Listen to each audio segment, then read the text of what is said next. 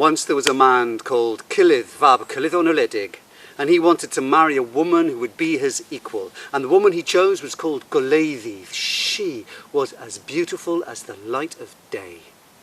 And as soon as they were married, the whole country went to pray that they might have an heir. And the very next day, Goleuddydd became pregnant. And as soon as she became pregnant, she went completely mad.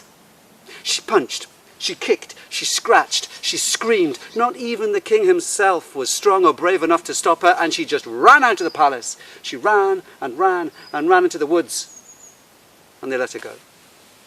And in the woods, she walked until she found herself right in the middle, the deepest, darkest part of the woodlands, and there, on the banks of an old, rancid, fetid pool, she squatted, and there she rocked, and there she mumbled, and there her hair became matted and thick, and there her skin became scabbed and torn, and there her nails grew into the claws of an animal.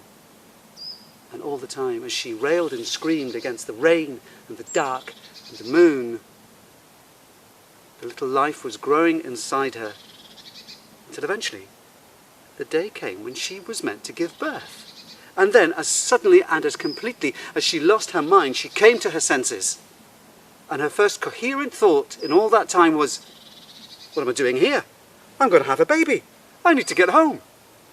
She heavily and slowly got to her feet and started to walk all the way home, step by step, heavily and slowly, from a track to a path, from a path to a road, and before long she would be home. Now, the road that she was walking along had a bend in it, a sharp bend, and it just so happened on that very day, a swineherd was driving his pigs in the opposite direction, and at that very curve, Goleuddydd, the pregnant woman, came suddenly face to face with these pigs. Now, don't think little porky piglet.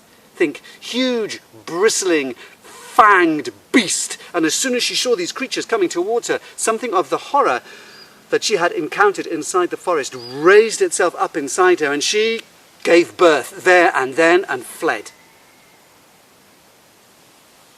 The swineherd came round the corner. In the rut that his pigs had made, there was a baby, a newborn baby, a baby boy. He picked it up, and in his arms, there he saw what had to be a noble child.